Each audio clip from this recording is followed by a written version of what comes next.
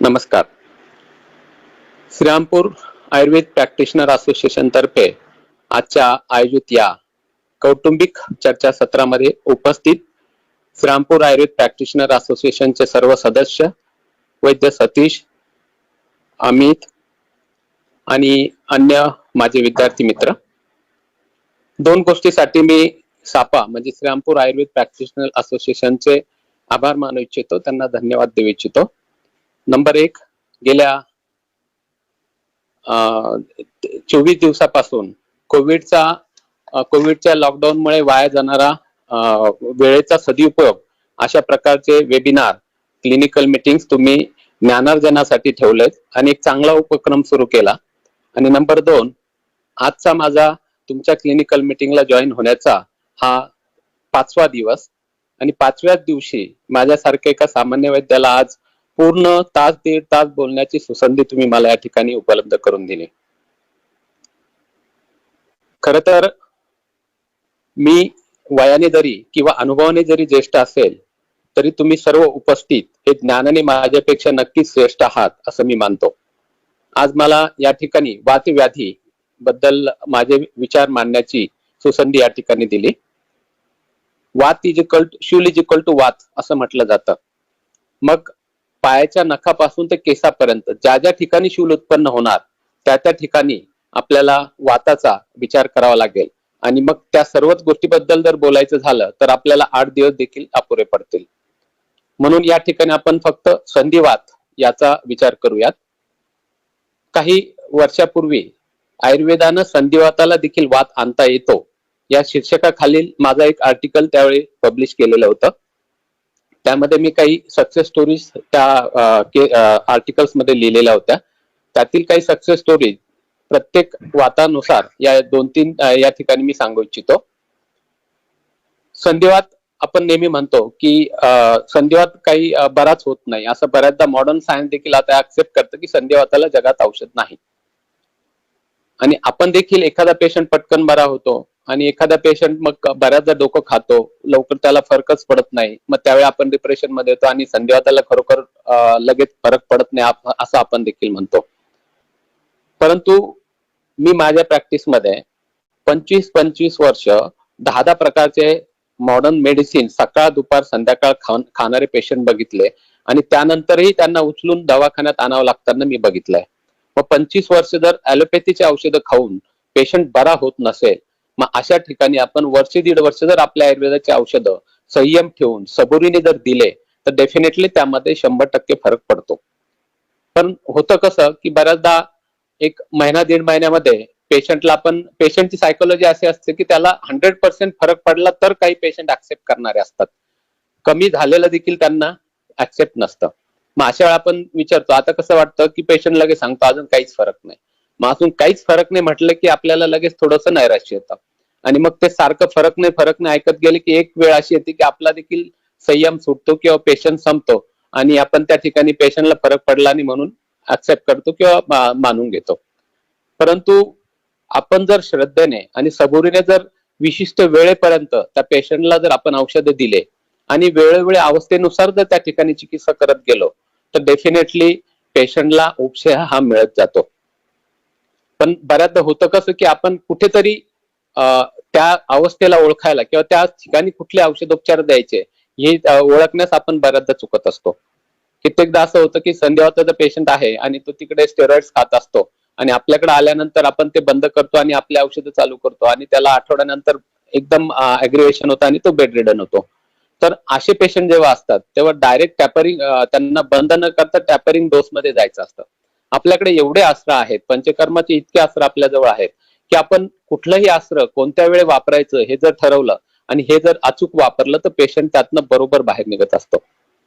असे पेशंट जेव्हा स्टेरॉइड्स घेणारे असतात किंवा क्वॅक्स डॉक्टर आपले आयुर्वेदाला बदनाम करणारे आपल्या भारतामध्ये खूप आहेत आणि कायद्याने त्यांना परमिशन देखील दिलेली आहे असं वाटतं. आणि मग अशा क्वॅक्स औषधं जे पेशंट घेत असतात आणि ते जेव्हा आपल्याकडे येतात आणि आपण ते जेव्हा बंद करतो तर ते एका डोस मध्ये 3-3, 4-4 स्टेरॉइडची पावडर त्या पुड्यामध्ये त्यांना दिलेली असते आणि मग अशा वेळेस जर एकदम बंद केलं तर पेशंट एकदम बेड रिडन होतो. म्हणून अशा वेळेस तसं न करता पेशंटला जर आपण 5 दिवस ऍडमिट ठेवलं आणि सर्व स्नेहन स्वेदन बस्तीकर्म जर केला आणि मग त्यावेळी ते औषध टॅपरिंग मध्ये बंद केलं, तर 5व्या दिवसापर्यंत ते औषध बंद होऊन पेशंट बऱ्यापैकी स्टेबल झालेला तुम्हाला दिसून येतो. पण तो पेशन्स हा आपला पण टिकला पाहिजे आणि त्या पेशंटचा पण टिकला पाहिजे. बऱ्याचदा पेशंट समजा एक 3-3, 4-4 वर्ष ऍलोपॅथी औषध खाऊन तुमच्याकडे आला आणि तुम्ही जर त्याला 1-2च आठवड्यात जर फरक अपेक्षित करत असाल तर तो मिळणं अशक्य आहे. अशा वेळी तुम्ही पेशंटला एकच सांगू शकता की तुम्ही तिथे 4 वर्ष ऍलोपॅथी औषधं घेतले, तर आयुर्वेदाला फक्त 4 महिने द्या. 4 महिने मला बिलकुल बोलायचं नाही, मी सांगतो त्याप्रमाणे औषध घ्या, तुम्हाला डेफिनेटली त्यात फायदा होत जाईल. आणि खरोखर तो होतो. आता आपण संधिवाताचा जर विचार करायचा झाला तर यामध्ये आपल्याला संतर्पणोत्त आणि अपतर्पणोत्त या 2 ग्रुपमध्ये मुख्यतः विचार करावा लागेल. अपतर्पणोत्त म्हणजे धातुक्षयजन्य वातप्रकोपामुळे झालेला संधिवात आणि संतर्पणोत्त म्हणजे मार्गवरोधजन्य मार्गवरोधमुळे झालेला संधिवात. त्याच्यामध्ये स्पेशली आमवाताचा मेन उल्लेख येतो.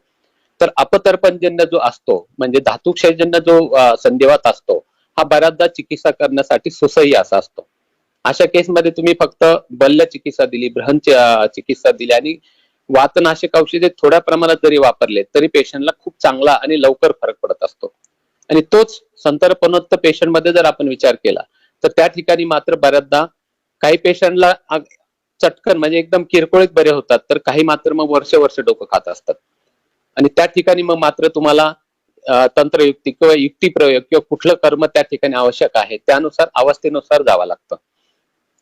आता बऱ्याचदा आपण म्हणतो की संधिवात हा बराच होत नाही, परंतु संधिवात बरे झालेले अनेक पेशंट मी माझ्या प्रॅक्टिसमध्ये बघितले.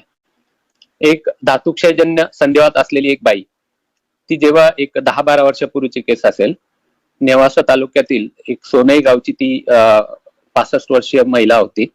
ती जेव्हा माझ्याकडे आली त्यावेळी तिने एकच शब्द सांगितले की डॉक्टर आता फार जीवनाचा कंटाळा आला, आजारामुळे जीव नकोसा झालाय, देवानं माझ्यासारख्या अभागीला नेलं तर बरं होईल. कित्येक वर्षापासून ती या व्याधीने ग्रस्त होती. घरात कुणीही नसल्यानं ती एकटी सर्व वेदना सहन करत मृत्यूची वाट बघत होती. कुठल्याही औषधांनी फरक न पडल्यानं मोठ्या आशेपोटी ती आज आयुर्वेदाकडे आली होती. ती वारंवार मला बरं वाटेल ना, मला बरं वाटेल ना असा प्रश्न विचारत असे. खरं तर तिची ती अवस्था व संपूर्ण सांध्यांना आलेली वक्रता म्हणजे ती डिफॉर्मिटी आणि ती व्याधींची दोषांची आलेली जीर्णावस्था, आपण बऱ्याचदा म्हणतो की दोष जीर्णावस्थामध्ये गेले म्हणजे फार अस्थिमज्जेपर्यंत पोहोचले, तर ते सगळं बघता तिला वेळ नक्कीच लागणार होता. पण तिला एक थोडासा मानसिक आधार द्यावा म्हणून मी म्हणालो की आजी काही काळजी करू नका, देव तुम्हाला नक्कीच बरं करेल. त्याच्यावर तिची प्रतिक्रिया मात्र इतरांप्रमाणेच होती, नशिबाला दोष देणारी तिची प्रतिक्रिया होती. खरंच आयुर्वेदाने इतका जीर्ण अवस्थेतील व संपूर्ण सांध्यांना डिफॉर्मिटी आणलेला, वक्रता आणलेला संधिवात फक्त 3 आठवड्यात वेदनामुक्त होऊ शकेल का, हे जर यापूर्वी कोणी मला म्हटलं असतं किंवा तसं कोणी जर म्हणालं तर मीच काय कोणी यावर फक्त एकच म्हणेल, काय थापा मारतो राव. पण एकदा प्रत्यक्ष अनुभव आला की सत्य काय ते पटतं. वरील वृद्ध महिलेस 3 प्रकारच्या वेदनाशामक गोळ्या चालू होत्या, परंतु वेदनेमध्ये फारसा फरक नव्हता. तिची ती दुर्धर अवस्था बघून तिला मी म्हटलं की जर तुम्ही या ठिकाणी 5 दिवस थांबलात तर आपण स्नेहस्वेदन आणि बस्ती चिकित्सा करू, त्यानं तुम्हाला लवकर फरक पडू शकेल. तर ती लगेच म्हणाली की माझ्या एक दूरचं नातेवाईक या कोपरगावमध्ये राहतं, तर मी त्यांच्याकडे राहू शकेल, तुम्हाला काय करायचं ते करा, परंतु मला मुक्ती द्या. तिला बल्य औषधं, थोडंसं अमृता गुगुळ, महावात विध्वंस आणि बल्य पुढ्याच्या कॉम्बिनेशन मध्ये काही औषधं तिला दिले आणि लगेच एक निरोबस्ती आणि स्नेहस्वेदन करण्यास सांगितलं. त्याप्रमाणे रोज 5 दिवस या म्हटलं, त्यानंतर काय फरक पडतो बघू आणि नंतर पुढील औषधी देऊ असं सांगून तिला पाठवून दिलं. दुसऱ्या दिवशी जेव्हा सायंकाळी 5 वाजता ती तिच्या त्या स्थानिक नातेवाईकाबरोबर पुढील उपचारासाठी आली, तेव्हा आता मला थोडं बरं वाटतं म्हणून ती आनंदी होती. परत स्नेहस्वेदन केलं गेलं आणि एक थोडासा स्ट्रेस फॅक्टर कमी व्हावं, तिला थोडंसं बरं वाटतं म्हणून त्या दिवशी एक शिरोधारा केली आणि जाताना मात्र बस्ती पारिचारकाला द्यायला सांगितला. याप्रमाणे 5 दिवस तिथे योग बस्तीक्रम स्नेहस्वेदन पार पडला आणि मध्ये फक्त एक शिरोधारा झालेली. 5व्या दिवशी ती आजी खूप समाधानी व आनंदी होती. तिला वेदनाबाबत विचारलं तर ती लगेच म्हणाली, भाऊ मला आता खूप फरक पडला, उगाच खोटं कशाला बोलू. तिला पहिल्या वेदनाशामक गोळ्या आता आपण हळूहळू करून टॅपरिंग मध्ये बंद करू असं मी म्हणालो तर ती लगेच म्हणेल, भाऊ त्या गोळ्या तर मी पहिल्याच दिवशी फेकून दिल्या, मला वाटलं त्याचा इतक्या दिवस घेऊनही काही उपयोग नाही, त्यामुळे मी त्या घेतच नाही. थोडक्यात कुठलाही वेदनाशामक औषधे न घेता त्या महिलेच्या तीव्र वेदना फक्त आयुर्वेदाच्या बस्ती चिकित्सेने आणि स्नेहस्वेदनाने थांबलेल्या होत्या. शिरोधारा व त्या नातेवाईकाची भेट हे देखील कदाचित तिची मानसिकता बदलण्यास किंवा पॉझिटिव्हिटी येण्यासाठी देखील कारणीभूत ठरलं असेल. पुढे फक्त एक 15 दिवसाची औषधं, वातशामक औषधं देऊन तिला घरी पाठवून दिलं. आणि 15 दिवसानंतर जेव्हा ती परत फॉलोअपला आली तेव्हा ती आजी बाहेर वेटिंग मध्ये असलेल्या पेशंटशी बोलताना आयुर्वेदाचं इतकं भरभरून कौतुक ती करत होती. मला किती फरक पडला असेल हे ते लगेच कुणाच्याही लक्षात येईल इतकं ती अभिमानानं आणि आनंदानं त्यांना सांगत होती. त्यानंतर काही महिन्यामध्ये ती पूर्णतः बरी झाली. परंतु बऱ्याचदा असं वाटतं की कधी कधी त्या देवाला देखील पेशंटची दया येत असावं आणि कुठल्या वैद्याच्या नशिबी तर पेशंट बरं होणं असं लिहिलेलं असेल असंही असू शकतं आणि तो योग कदाचित त्या महिलेचा माझ्या नशिबी असावा आणि त्यामुळे ती फक्त एक महिन्या 2 महिन्यामध्ये जी पूर्ण बरी झाली. आज 12-13 वर्ष झाले तिला. त्यानंतर कुठलीही औषधं चालू नाही. मध्यंतरी एकदा ज्या महिलेने तिच्या आजारपणात शेजारच्या महिलेने तिला मदत केली होती तिने त्या महिलेच्या तक्रारीसाठी स्वतःच्या खर्चानं तिला तपासण्यासाठी घेऊन आली होती. आणि जाताना आता मला काहीच त्रास नाही तरी तुम्ही एक थोडीफार औषधं द्या घरात असले म्हणजे बरं होईल असं सांगून ती हक्कानं औषधं घेऊन गेली आणि त्यानंतर आजपर्यंत ती परत आली नाही. थोडक्यात ती घरी बरी आहे म्हणून आली नाही हाच त्याचा अर्थ. हा एक धातुक्षयजन्य संधिवाताची केस होती आणि धातुक्षयजन्य संधिवात हा स्नेहसदन आणि असे उपक्रम जर बस्ती क्रम जर केला आणि त्यानंतर समजा तिथं बस्ती वगैरे तुम्ही जर दिलेत तर त्याने डेफिनेटली त्याच्यामध्ये चांगल्या प्रकारे फायदा होतो. आपण वातरक्त बघतो आणि बऱ्याचदा कसं असतं की वातरक्ताची सुरुवात ही पायाच्या अंगठ्यापासून किंवा हाताच्या अंगठ्यापासून झालेली असते. परंतु बऱ्याचदा नंतर त्याचं जीर्ण स्वरूप जर झालं किंवा बऱ्याच पेशंटला ऍक्यूट अवस्थेमध्ये मल्टिपल जॉईंट त्यामध्ये इन्व्हॉल्वमेंट होतात त्याला गावठी आर्थरायटिस असं देखील म्हणतात. आणि वर्षानुवर्ष झायलोरिक खाणारे पेशंट मी बघितलेत आणि त्यांचा सिरम युरिक ऍसिड लेवल ही कधीही नॉर्मल नसते आणि त्रास हा कायम चालू राहतो. तर अशा पेशंटला जर आपण निदान परिवर्जन केलं आणि रक्तमुक्षण ही त्यावरची संप्राप्ती भंग करणारी अत्यंत महत्वाची ट्रीटमेंट आहे. स्नेहस्वेदन करून जर रक्तमुक्षण केलं तर त्याच क्षणी त्याच दिवशी त्या पेशंटच्या वेदना या पूर्णता गेलेल्या मी अनेक पेशंट मध्ये बघितलंय. एक काही वर्षापूर्वी एक इंदापूर तालुक्यातील एक 46 वर्षाची एक शिक्षिका तपासणीसाठी आली होती. तिने सांगितली की मला संधिवात आहे आणि गेल्या 5 वर्षापासून ती त्यासाठी पुण्याच्या एका मोठ्या रुमॅटॉलॉजिस्ट कडनं जवळजवळ महिन्याला 5,000 रुपये खर्चाची औषधं गेल्या 12 महिन्यापासून घेत होती. तिचे दोन्ही गुडघे दोन्ही घोटे म्हणजे ऍपल जॉईंट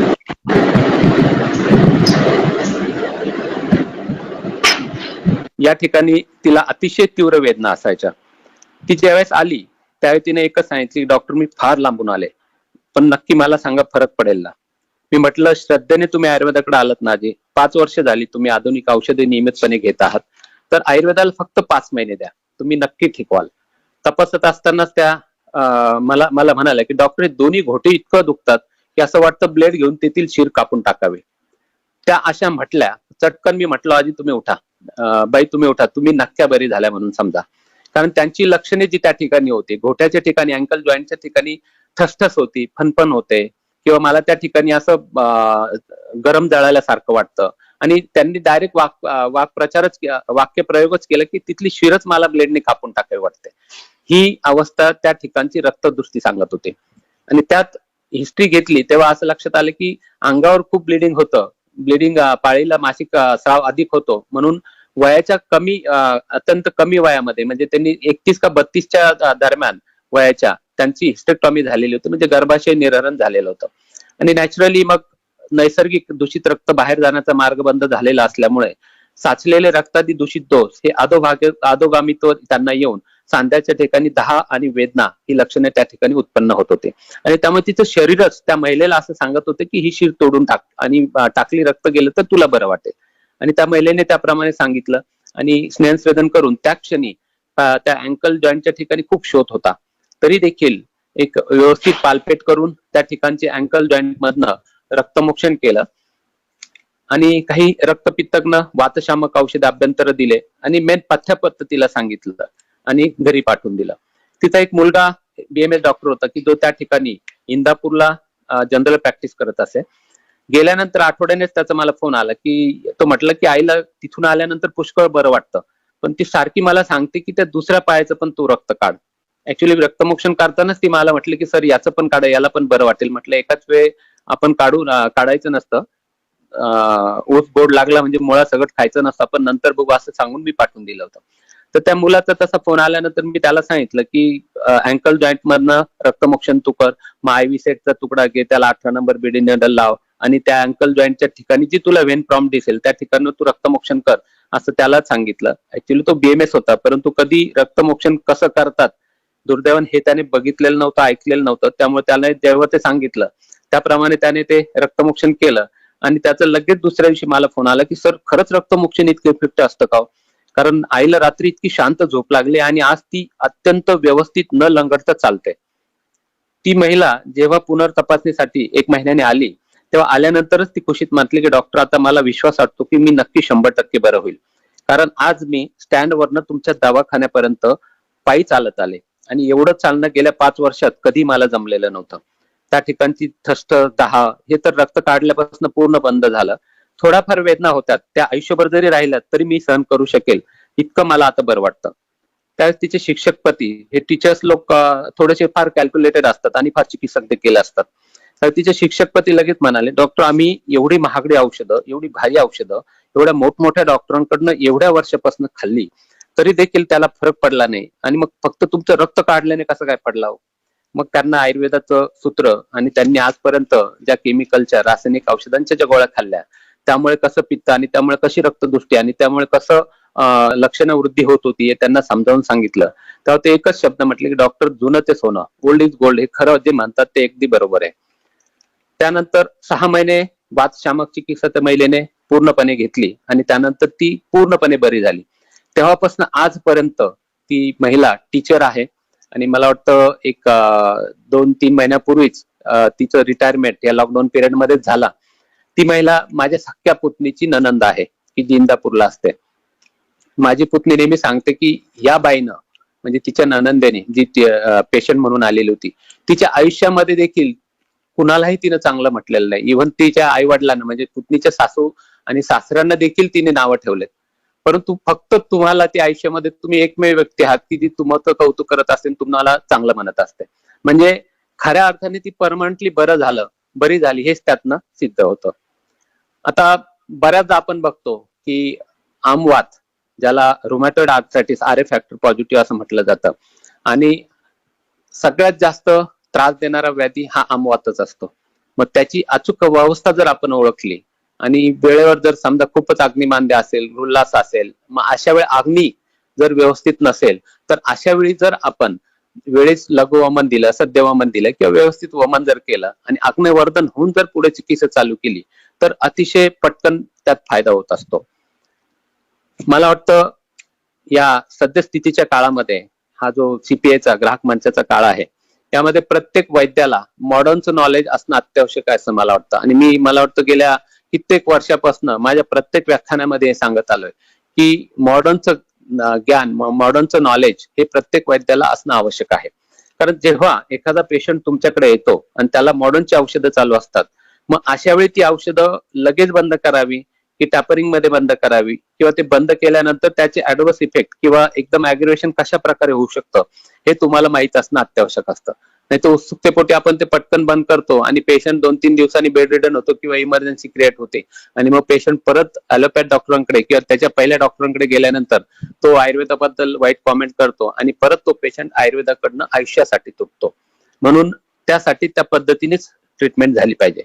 काही वर्षापूर्वी इथे कोपरगाव जवळ एक धामोरी म्हणून एक गाव आहे आणि त्या गावचा एक 9 वर्षाचा मुलगा हाय ग्रेड फिवर, जवळजवळ 103 ताप त्याला असेल आणि तीव्र संधिशूल म्हणजे त्याचे सगळे जॉईंट्स तो दुखायचे असं म्हणायचा आणि अग्निमांद्य ही तक्रार घेऊन त्याचे वडील त्याला घेऊन आले.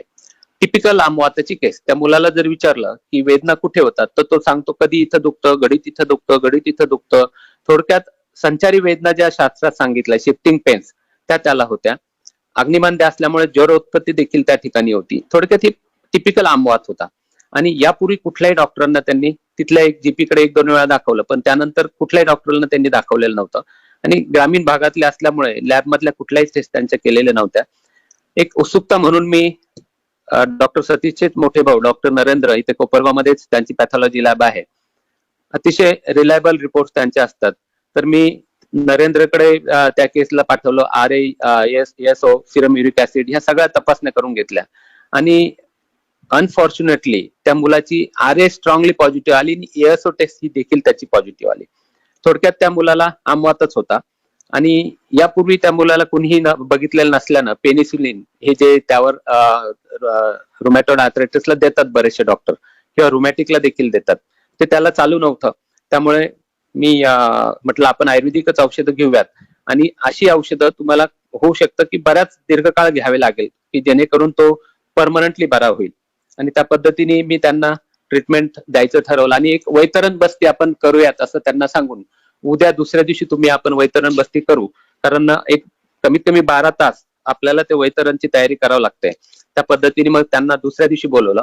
परंतु जाताना मी अभ्यंतर ज्वर होता आणि आम पाचन करावं म्हणून त्रिभुवन कीर्ती 12 गोळ्या, गोक्षराती गुगुळ 12 गोळ्या, गोदंती अर्धा चमचा गुळवेल चूर्ण, सुंठ, चोपचिनी ही पावडरच्या पुड्या करून दिल्या आणि ज्वर होता म्हणून अमृतारिष्ट 2-2 चमचे 3 वेळा असं चालू केलं. दुसऱ्या दिवशी तो पेशंट चिकित्सेसाठी आला. वैतरण बस्ती त्याला एक 200 ते 250 ml मात्रेमध्येच फक्त गेला आणि त्याच्यानंतर वृक्ष स्नेहसदन त्याचं वृक्ष स्वेदन केलं आणि परत तिसऱ्या दिवशी जेव्हा तो आला त्या दिवशी तो मुलगा ठणठणीत बरा होता. म्हणजे वेटिंग रूम मध्ये तो उड्या मारत इकडे तिकडे उड्या मारत खेळत होता आणि आत आल्यानंतर त्याच्या वडिलांना तापाविषयी विचारलं तर ते म्हटले की सर ताप तर त्याचा गेलाच, परंतु मुख्य म्हणजे खूप दिवसांनी त्याने स्वतःहून खाण्यासाठी मागितलं आणि विशेष म्हणजे पोट भरून जेवण देखील केलं आणि खरोखर त्यांना त्यावेळी खूप आनंद झालेला होता. त्याच्या वेदनेविषयी विचारले तर त्या मुलाने आता काहीच दुखत नाही असं सांगितलं. त्यानंतर रोज 5 दिवस वैतरण बस्ती व स्वेदन त्याचं केलं. त्यानंतर रोज प्रातःकाळी म्हणजे त्या 6 दिवसामध्ये तो पूर्णतः पेनलेस झाला, ज्वर त्याचा गेला आणि त्यानंतर मग मेंटेन डोस राहावं म्हणून गुळवेल आणि सुंठ याचा काढा हा करून त्यात थोडासा एक पाव चमचा एरंड तेल टाकून त्या मुलाला एक 15 दिवस घ्यायला दिलं आणि त्यानंतर मात्र तो मुलगा परत आला नाही. बऱ्याचदा असं होतं आणि स्पेशली ग्रामीण भागातल्या पेशंट बाबत तर हे नेहमीच होतं की पेशंट बरा झाला की परत जायची गरज नाही म्हणून तो येत नाही आणि तो त्यानंतर आलाच नाही. एक 2-3 वर्षानंतर त्याचे वडील दुसऱ्या एका पेशंटला घेऊन आले तर मला एक चेहरा ओळखीचा वाटला. म्हटलं तुम्ही कधी आलात का, मला तुमचा चेहरा बघितल्यासारखा वाटतो. मग त्यांनी लय सांगितलं सर माझ्या मुलाला नव्हतं का सांधेवातासाठी घेऊन येत. म्हटलं पुढे काय झालं, म्हणजे सर त्यानंतर त्याला परत कधीच त्रास नाही. म्हटलं एक काम करा त्याला उद्या घेऊन या, मला एकदा बघू द्या. त्यावेळी माझी उत्सुकता होती की RA टेस्ट आणि ASO टेस्ट निगेटिव्ह होती की नाही. मी माझ्या खर्चानी परत नरेंद्रकडे त्याची RA-ASO टेस्ट केली. RA टेस्ट त्याची एकदम ऍब्सोल्युटली नॉर्मल आली आणि ASO वीकली पॉझिटिव्ह आली. मग त्यावेळेस मी बऱ्याचदा काही ऑर्थोपेडिशियनची चर्चा केली तर त्यांचं असं म्हणणं होतं की बऱ्याचदा ते अँटीजन्स बॉडीमध्ये राहतात आणि त्यामुळे काही वर्षपर्यंत ती टेस्ट वीकली पॉझिटिव्ह येऊ शकते. तर अशा प्रकारे हा अमवतचा पेशंट देखील आयुर्वेदानं, आज तो मुलगा जवळजवळ आता मला वाटतं एक 17-18 वर्षाचा असेल, त्यानंतर त्याला परत काही त्रास झालेला 100% नसेल, कारण झाला असतं तर ते डेफिनेटली आयुर्वेदाकडेच त्याला घेऊन आले असते. आता बऱ्याचदा अमवताचे पेशंट आपल्याकडे येतात. मग अशा वेळेस ऍक्यूट स्टेजमध्ये किंवा माझा एक फॉर्म्युला फिक्स आहे. आज 32 वर्ष प्रॅक्टिसला झाले, त्यामुळे बरेचसे डिसीज असे आहेत की गॅरंटेड थंब रूल प्रमाणे त्यावर रिझल्ट मिळणार म्हणजे मिळणार, कारण ते प्रॅक्टिसचं 32 वर्षाचं सार आहे. म्हणजे पेशंटला दिल्यानंतर मी परत आल्यानंतर त्यांना कधी विचारत देखील नाही किती बरं वाटलं, कारण तो बराच होणार याची गॅरंटी असते. तसं अमवात मध्ये मी गुळवेलचा काढा 2 कप पाण्यामध्ये 1 चमचा गुळवेल भरड चूर्ण टाकून त्याचा अर्धा कप काढा शिल्लक काळा ठेवायचा, तो गाळून रात्री झाकून ठेवायला सांगतो आणि पहाटे 4 वाजता की जो कफाचा काळा असतो, इथे कफाचा अवरोध आपल्याला अमवातामध्ये अपेक्षित असतो, म्हणून कफच काळी पहाटे 4ला उठून तो कोमट करून त्याच्यामध्ये 1 चमचा एरंड तेल टाकून मी पिण्यास सांगत असतो आणि त्यानंतर तुम्ही परत झोपला तरी चालेल असं सांगून घरी घ्यायला सांगत असतो. रात्रीच का काढा करून ठेवायचा, बराचदा पेशंट पहाटे जर उठून तो काढा करत बसला तर अर्धा पाऊण तास मध्ये त्याची झोप नंतर मोडून जाते आणि मग काढा घेतल्यानंतर तो झोपूच शकत नाही. म्हणून रात्री जर करून ठेवला तर सकाळी 5 मिनिटात तो कोमट करून पटकन तेल टाकून तो पेशंट 5व्या मिनिटाला परत बेडवर जर आडवा झाला तर तो लगेच परत झोपू शकतो. परत त्यात आजकाल आम्ही इनोव्हेशन पाहिजे किंवा हायटेक व्हायला पाहिजे म्हणून आम्ही आता गुळवेलचं जेल तयार केलंय. रोज पहाटे अर्धा कप कोमट पाण्यात पटकन 1 चमचा जेल मिक्स करा, तेल टाकून पिऊन घ्या. म्हणजे पटकन त्याचा वेळ देखील वाचतो आणि पुढील त्रास देखील त्याने वाचतो. आता वैतरण बस्तीसाठी काय काय लागते, तुम्ही सर्व प्रॅक्टिशनर आहात, परंतु गुळ, सैंधव, मध, चिंच, गोमूत्र, कांजी, बडीशोप आणि दशमूल एरंडचा काढा याचं मिश्रण कमीत कमी 12 तास भिजत ठेवावं लागतं आणि त्यानंतर द्यायचं असतं. बऱ्याचदा वैतरण बस्ती समजा आपली अवस्था ओळखण्याची चुकली. बऱ्याचदा असं होतं की सांधिवात आहे की आमवात आहे, तर ती अवस्था जर चुकली तर अशा वेळी आपण वैतरण बस्ती जर दिला आणि तो जर धातुक्षयजन्य असेल तर त्याचं लक्षण वृद्धी झालेली तुम्हाला लगेच दिसून येते. मग त्याच क्षणी तुम्ही ती अवस्था ओळखून दुसऱ्या दिवशी लगेच त्यात बदल करायला हवा. एक स्टुडंट बऱ्याचदा विचारत असतं की सर सांधिवात आमवात कसा ओळखतात. तर आता आपण सगळ्यात मेन अग्नी पेशंटचा कसा आहे. अग्नी जर उत्तम असेल प्रश्न नाही. आमवातामध्ये अग्नी मंद असतो किंवा कमी असतो, सांधिवातामध्ये अग्नी उत्तम असतो किंवा बऱ्याचदा विषम अग्नी असतो, कधी भूक लागते कधी लागत नाही असंही असतं. नंतर पेशंटला त्या ठिकाणी समजा गुडघे दुखत असेल तर गुडघ्याच्या ठिकाणी तुम्ही हात ठेवून त्याची मुवमेंट जर केली आणि जर तो सांधिवात असेल, धातुक्षयजन्य असेल तर त्या ठिकाणी तुम्हाला वातच ब्रशिंगचे ध्वनी त्या ठिकाणी हाताला समजतात किंवा कळतात. आणि आमवात असेल तर ते ध्वनी तुम्हाला येत नाही. परत आणखी तिसरी स्टेज त्यामध्ये असं असतं की पेशंटला आयासजन्य वेदना किंवा श्रमजन्य वेदना वाढतात का, चालल्यानंतर बरं वाटतं, पेशंट सांगतो. आमवात आला असेल तर सांगतो की चाललं की खूप बरं वाटतं, आराम केलं की लगेच त्रास होतो. सांधिवात वाला असेल तर तो सांगतो की चालल्यानंतर वेदना वाढतात. हे तिसरं लक्षण. परत त्यातही तुम्हाला कन्फर्मेशन करायचं असेल, समजा गुडघ्याच्या ठिकाणी तुम्ही जर तिथे हाताने दाबलं, तिथे जर धातुक्षय जर असेल तर त्या पेशंटला बरं वाटतं. परंतु आमाची संचिती जर असेल, आमवात असेल तर पेशंट लगेच ओरडतो दुखतं म्हणून. हे त्यावरनं कळतं. परत अग्नी कमी असल्यामुळे बऱ्याच पेशंटमध्ये ज्वर पण सापडत असतो. अति अक्यूट पेन्स मध्ये सांधिवाताच्या मध्ये देखील ज्वर असतो, तर त्या ठिकाणी तुम्हाला ते डिफरन्शिएशन करता आलं पाहिजे. म्हणून सांधिवात आणि आमवात या पद्धतीने तुम्ही ओळखून त्या ठिकाणी चिकित्सा केली आणि त्या पद्धतीने गेलं, समजा त्या आठवड्यात तुम्हाला वाटलं की फरक पडत नाहीये, तर तुम्ही परत दुसऱ्या अवस्थेचाही विचार त्या ठिकाणी करू शकता. तो देखील ऑप्शन आपल्याला असतो, कारण आपल्याकडे वेगवेगळ्या प्रकारचे औषधोपचार, वेगवेगळ्या प्रकारचे अस्त्र आपल्या हातामध्ये असतात.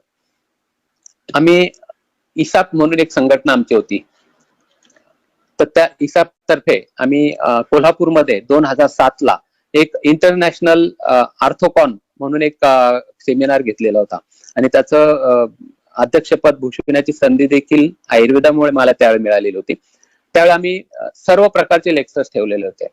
जे पुण्याचे भिलवाडा प्रकल्पाचे मुख्य रुमॅटॉलॉजिस्ट आहेत डॉक्टर चोपडा, हे आपणही तुम्ही बरेच प्रिस्क्रिप्शन त्यांचे बघितलेले असतील, त्यांचं देखील व्याख्यान त्या ठिकाणी होतं. आणि त्यांचं व्याख्यान ज्यावेळेस झालं त्यावेळी त्यांनी त्या व्यासपीठावरनं सांगितलं की सांधिवात हा कधीही बरा होत नसतो. आणि त्या ठिकाणी त्यांनी सांगून त्यांचं व्याख्यान झाल्यानंतर लगेच माझं व्याख्यान त्या ठिकाणी होतं. मी त्या ठिकाणी त्याच अभिमानानं त्यांच्यापेक्षा जोरात आवाजात त्या ठिकाणी सांगितलेलं होतं की सांधिवात हा आयुर्वेदाने बरा होतोच. आणि त्या ठिकाणी मी बरेचसे एव्हिडन्स त्या ठिकाणी दिलेले होते. कारण RA टेस्ट पॉझिटिव्ह असताना किंवा सर्व सांधे त्या ठिकाणी डिफॉर्मिटी असताना, त्या ठिकाणी अक्यूट वेदना असताना असे पेशंट देखील 6 दिवसामध्ये पूर्ण बरा झालेला मी बघितलेला आहे. आज त्या पेशंटला जवळजवळ 20 वर्ष झाले, त्याला त्यानंतर परत तो त्रास झालेला नाही. हे जर कोणी मी सांगितलं तर कदाचित ज्याला विश्वास नसेल तो देखील लगेच म्हणेल की तुम्ही थापा मारता.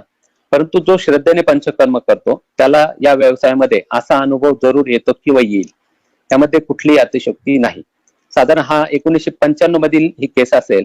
कोपरगाव मधलाच एक 21 वर्षाचा तरुण माझ्याकडे ज्या 95 आला तेव्हा 2 वर्षापासून त्याला सांधिवाताचा त्रास होता. तीव्र वेदना आणि प्रकृती एकदम पार्श्व होती. हस्तांगुलीगत आणि पादांगुलीगत संधिगत डिफॉर्मिटी, वक्रता त्याला आलेली होती आणि अतिशय वेदना त्याला असायच्या. तो तरुण ज्यावेळेस आला त्यावेळी वेदनामुळे तो असं व्यवस्थित बोलू देखील शकत नव्हता. त्याची आईच सर्व त्याच्या वेदना सांगत होत्या. त्यावेळेस त्यांना मी म्हटलं की आपण एक बस्ती चिकित्सा करू आणि स्नेहस्वेदन रोज करूयात. त्याप्रमाणे वैतरण बस्ती त्यावेळेस नाही केला. मी साध्या निरोग बस्तीमध्येच आपलं सैंधव आणि मध टाकून त्याचा बस्ती आणि विषगर्भ तेलाचं स्नेहस्वेदन चालू केलं. त्याप्रमाणे 5 दिवस उपचार झाले आणि 5 दिवसानंतरच काय फरक पडतो म्हणून मी त्याला एकदाही कसं वाटतं विचारलं नाही. परंतु 5 दिवसानंतर जेव्हा त्याला मी विचारलं कसं वाटतं, तर त्यावेळी त्याने सांगितलं की सर मला आता खूप बरं वाटतं. आणि त्यानंतर 6 दिवसाची औषधं तो जे घेऊन गेला, जो गायब झाला तो परत नंतर कधीच आला नाही. बऱ्याचदा असं होतं की आपण परत पेशंट आला नाही तर असं मनात विचार होतो की डेफिनेटली त्याला काही फरक पडला नसेल आणि म्हणून तो आला नसेल, असं त्यावेळी सुरुवातीला वाटायचं. आणि तो माझ्या दवाखान्यात तिथे गल्लीच्या टोकाला राहत असे, परंतु दिसला तरी माझी विचारायची त्याला हिंमत झाली नाही, पण तुला कसं वाटतं तू का परत आला नाही. कारण ते आपल्याला योग्य वाटत नसतं की कुणाला बळत तू आला नाही परत ये, मग मी आता औषधं देतो वगैरे, हे आपली प्रवृत्ती नसते. परंतु 2000 मध्ये तो एका कार्यक्रमामध्ये मला त्याची आई आणि त्यावेळी त्याचं लग्नही झालेलं होतं, त्याची पत्नी, असे दोघं मला त्या तिघही कार्यक्रमात भेटले. ते एकदम समोर आल्यामुळे मी फक्त त्याला विचारलं काय ठीक ना, असं एक रुटीन म्हणून विचारलं. तर त्यावेळेस त्याची आई लगेच त्याच्या पत्नीची ओळख करून देताना म्हणाली, हेच ते डॉक्टर बर का ज्याच्यामुळे तुझ्या किशोरचा संधिवात पूर्णपणे बरा झाला. ते ऐकलं आणि मला एकदम आनंदाची लहर डोक्यामध्ये गेली. अरे म्हटलं हा आपल्याच औषधांनी बरा झालेला आहे. मग त्याला हळूच बोलता बोलता म्हटलं, अरे तू परत आला नाही, मग तू कुठे औषधे घेतली का. तो म्हटला नाही सर, मी त्यानंतर कुठेच गेलेलो नाही. म्हटलं एक काम कर, तू उद्या दवाखान्यात परत ये, मला तुझ्याशी बोलायचं. तो दुसऱ्या दिवशी जेव्हा आला त्याला परत विचारलं, तुला खरंच त्रास होत नाही. तो म्हटला सर खरंच त्रास होत नाही, जर असतं तर मी परत आलो नसतो का. आणि त्याने परत कुठे औषधे घेतलेली नव्हती. मग मी त्याला म्हटलं, अरे तू कमीत कमी बस्ती तरी वर्षातून एकदा घेत जा, त्या बस्तीमुळे तुला परत त्रास होणार नाही. पण तो सर ज्यावेळेस होईल त्यावेळेस बघू. म्हणजे थोडक्यात त्या 5 दिवसाच्या बस्तीने आणि 5 दिवसाच्या स्नेहसंधानाने तो आज तो कमीत कमी त्याला 20 वर्ष होत आले, परत कधीही त्याला त्रास झालेला नाही. मग त्यानंतर बरेचसे असे पेशंट बघितले, तर मग संधिवात आयुर्वेदाने बरा होत नाही असं जर कोणी म्हणत असेल, तर त्यांना आपण अशा पेशंटचे ऍड्रेस का देऊ नये, असे पेशंट त्यांच्या समोर आणून बस्ती कर्माची महती त्यांच्या तोंडूनच आपण त्यांना का ऐकू नये. असे अनेक अनुभव प्रॅक्टिसमध्ये तुम्हाला येतील. फक्त विश्वास हा आपल्या स्वतःवर, आपल्या पॅथीवर, आपल्या औषधांवर आणि त्या पेशंटवर असायला पाहिजे. असं म्हटलंय ना की पहिले इस्तेमाल करो फिर विश्वास करो, तसं त्या पेशंटला एकदा तू व्यवस्थित औषध घे म्हणजे तुला नक्की फरक पडेल असं आपल्याला सांगता आलं पाहिजे. आता बऱ्याचदा तिक्तक्षीर बस्ती, आता तिक्तक्षीर बस्तीचं पुढे उल्लेख येईल, पण मी या ठिकाणीच तुम्हाला सांगतो, तिक्तक्षीर बस्ती हा माझ्या प्रॅक्टिसचा अविभाज्य भाग आहे.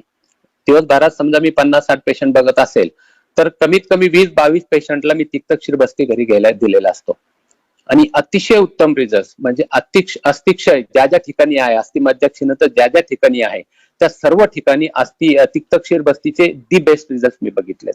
लहान मुलं की जे लवकर मान धरत नाही किंवा लवकर चालत नाही, चालताना पडतात, अशांना जर आपण तिक्तक्षीर बस्ती जर चालू केलं तर 15व्या दिवशी तो पोरगा पळत असलेला दिसून येतो. तर तिक्तक्षीर बस्ती खरोखर खूप चांगले काम करतात. अस्थिधारा कलेवर डायरेक्ट त्याचं काम असल्यामुळे तिक्तक्षीर बस्ती प्रॅक्टिसमध्ये द्यायला काहीच हरकत नसते. सा एव कला पुरुष धरा, सा एव अस्थिधारा असं डल्लानांनी म्हटलंय. त्यामुळे अस्थिधारा कलेचं अधिष्ठान पक्वाशयामध्ये सांगितलेलं असल्यानं आपण जर याचा उपयोग प्रॅक्टिसमध्ये केला तर खूप चांगला फायदा त्याचा होतो. बऱ्याचदा काही विद्यार्थी विचारत असतात की कडूरस हा वात प्रकोपक असतो आणि पक्वाशय तर हे वातच स्थान आहे, मग कडूरस आपण जर पक्वाशयात दिला तर त्यामुळे वात प्रकोप होणार नाही का. तर त्याचं उत्तर आपल्या शास्त्रकारांनी खूप सुंदर दिलंय. कारण कडूरस हा आकाश व वायू, आकाश आणि वायू महाभूत प्रधान असतो आणि त्यामुळे आकाश व वायू महाभूत प्राधान्य असणाऱ्या पक्वाशयात जर तो दिला तर त्या ठिकाणी त्या औषधाची कार्य करण्याची क्षमता वाढते आणि म्हणून आपण तिक्तक्षीर बस्ती त्या ठिकाणी द्यावा. त्याचे अतिशय सुंदर रिझल्ट प्रॅक्टिस मध्ये मिळत असतात.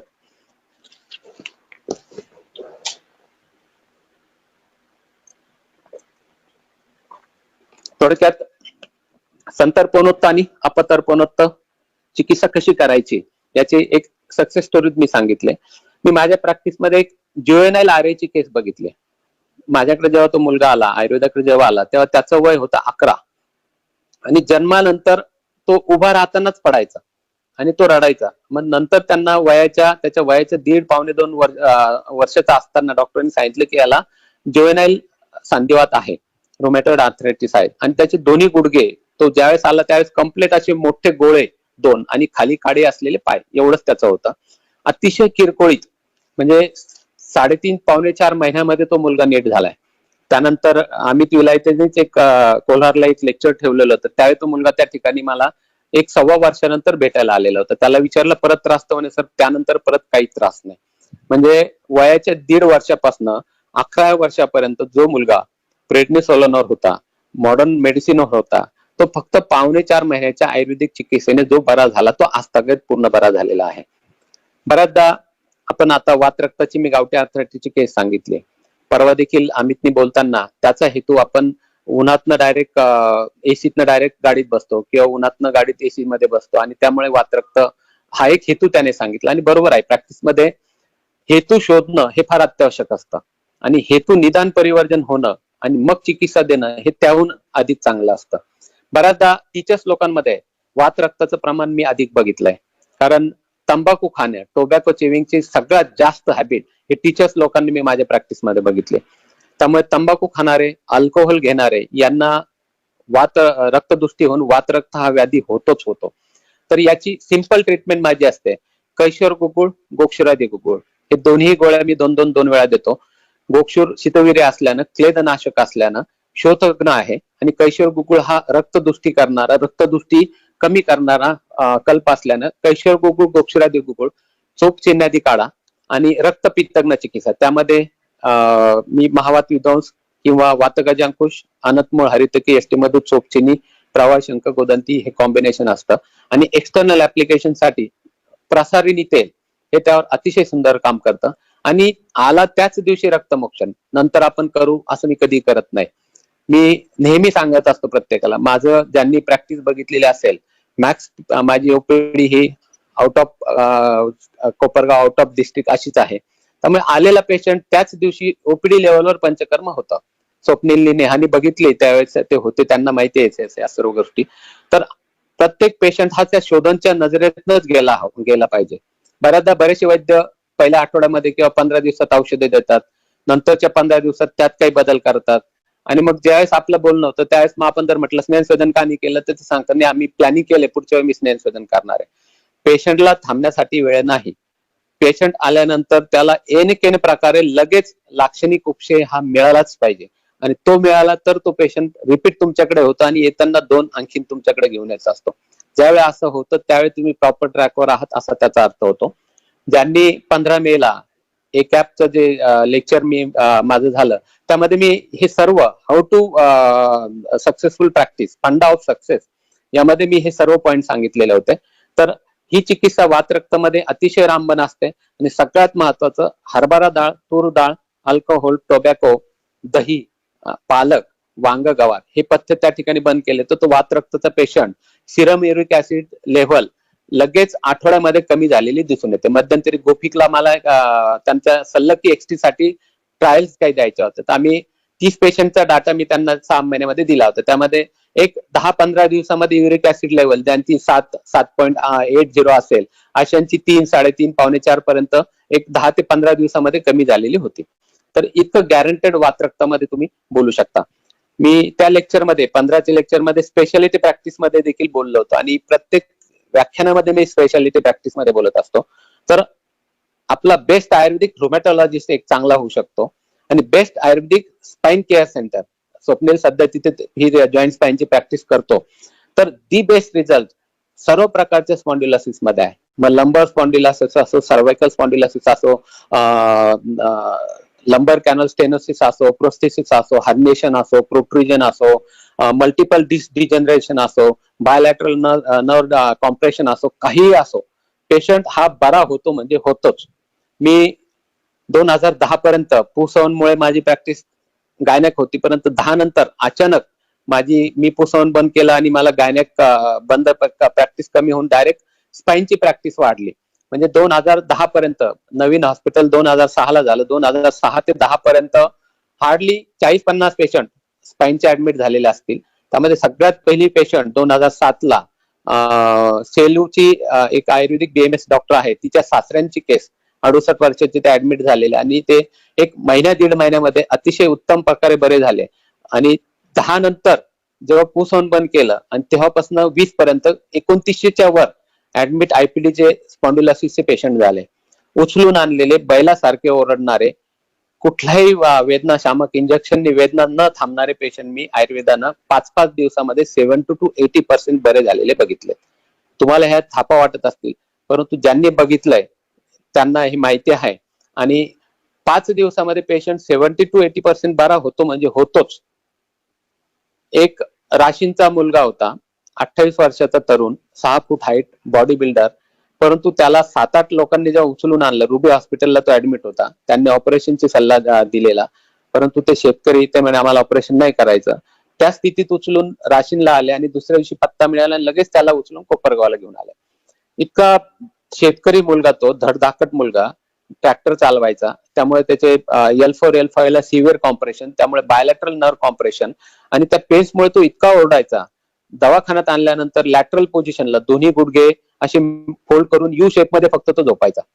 झोपलेला आणि कोणी त्याचा पाय थोडा जरी असं ओढायचा प्रयत्न केला तर तो जोरात ओरडून उठायचा. म्हणजे जेव्हा त्याला ऍडमिट केलं तर 2 दिवस आम्ही लॅटरल पोझिशन मध्येच त्याचं स्नेहसंदन करत होतो, आणि मग त्याला सुपाईन पोझिशनला आम्हाला 3रा दिवस उजाडला. परंतु 5व्या दिवशी तो सरळ चालत गेला आणि हार्डली त्याने 5.5 का 6 महिने, त्यानंतर 3 महिने आम्ही तिक्तक्षीर बस्ती दिला आणि 5.5-6 महिने औषधं घेतले. 2009 साली तो आलेला. आजही तो आवता हाकतो, बैलांनी नांगरतो आणि बुलेटवर फिरतो. त्याने कित्येकदा पेशंट दुसरे घेऊन आले, त्याला विचारलं अरे तुला परत त्रास तो ज्यावेळी होईल त्यावेळी बघू सर, तुम्ही आहेत. म्हणजे असा पेशंट आयुर्वेदाने इमिजिएट बरा होतो हे त्यातनं अनुभवलं. मल्टिपल डिस्क डिजनरेशन, सर्वायकलचे 4 डिस्क गेलेले आहेत, लंबरच्या 5 गेलेल्या आहेत, आणि तो पेशंट फक्त 6 दिवसात जर बरा होतो तर याच्यावर रिसर्च कुठेतरी व्हायला पाहिजे की तो का बरा झाला. येवल्याचे जे आमदार आहेत नरेंद्र दराडे आणि त्यांचे लहान भाऊ आमदार किशोर दराडे, दोघेही एका घरातले आमदार, त्यांच्या सासूबाई 68 वर्षाच्या, मल्टिपल डिजनरेशन, सर्वायकलचे 4, लंबरचे 5, आणि त्यामुळे लोअर एक्स्ट्रीमिटीज पॅरालाइज झालेल्या, म्हणजे पॅरेसिस आपण जे म्हणतो. मल्टिपल डायबिटीज हायपरटेन्शन असल्यामुळे तिथे नाशिकला एक ऑर्थोपेडिशियनकडे ऍडमिट, ज्यामुळे सर्जरी त्यांनी अवॉइड केलेली आणि घरी जाऊन सेवा करा म्हणून तिला घरी जाऊन डिस्चार्ज दिलेला. ते मला एकदा भेटायला आले, असं असं होईल का, म्हटलं घेऊन या, बरे होतात, कारण आपला कॉन्फिडन्स जास्त असतो कधी कधी. आणि त्यावेळी म्हटलं डेफिनेटली बरी होईल, घेऊन या. दुसऱ्या दिवशी 10-12 लोक त्यांचे ते सर्व तिला उचलून घेऊन आले. तिला त्रास भयंकर होता, परंतु एक शेतकरी महिला असल्याने तिचा टॉलरन्स चांगला होता आणि तिचा आत्मविश्वास खूप चांगला होता. सर मला फक्त तुम्ही बरं करा, मला परत शेतात जाऊन काम करायचं. त्या आत्मविश्वासावर मी तिला ऍडमिट केलं. परंतु व्हीव्हीआयपी असले की व्हीआयपी सिंड्रोम बऱ्याचदा आपल्याला रुटीन प्रॅक्टिस मध्ये त्रास देत असतो, त्यामुळे त्यांचे बरेच डिस्टर्बन्स व्हायचे. दुसऱ्याच दिवशी आमच्या कोपरगावच्या पाण्याने तिला अमेबी डिसेंट्री चालू झाली, त्यामुळे दुसऱ्या दिवशी थकव्यामुळे कुठलेही उपचार तिला करता आले नाही. 3रा दिवसही आमचा असाच वाया गेला आणि 3ऱ्या दिवशी 5ला संध्याकाळी ती मला म्हटली की भाऊ मी काय बरी होणार नाही, मला तू डिस्चार्ज दे, मी घरी जाते. म्हटलं नाही आजी, आपल्याला शेतात जायचंय, काम करायचंय, तुम्ही नक्की बरे व्हाल, थांबा 5 दिवस. आणि मग दुसऱ्या दिवशी म्हणजे 4थ्या दिवशी सकाळी आम्ही तिचे स्नेहसंदन सर्व केलं. सायंकाळी 5ला तिने मला त्या दिवशी वॉकरवर उभं राहून चालवून दाखवलं, म्हणजे दोन्ही लोअर एक्स्ट्रीमिटी तिच्या वर्किंग मध्ये त्याच एका ट्रीटमेंट नंतर आलेल्या होत्या. आणि दुसऱ्या दिवशी आमचं हॉस्पिटलचं एक प्रोटोकॉल आहे, कुठलाही पेशंट आम्ही 5 दिवसाच्या वर ऍडमिट केलेला नाही. धुळ्याचे आपले जळगावचे आमदार सुरेश दादा जैन, त्यांनी तिथले माजी आमदार शरद वाणी यांना पाठवलं होतं. त्यांना इतकं आवडलं की ते 6व्या दिवशी बळच राहायचं म्हणत होते, परंतु त्यांनी इतकं डोकं खाल्लेलं होतं. मी सुरेश दादांना फोन करून त्यावेळेस सांगितलं की हे बरे झालेले, मी पेशंट 6व्या दिवशी ठेवत नाही, आणि त्यांना जबरदस्ती मी डिस्चार्ज दिला. तर त्यावेळेस जाताना तेवढंच म्हटले की डॉक्टर तुम्ही मला हुसकावून लावलं. अशा पद्धतीने 5व्या दिवशी पेशंट बराच होतो.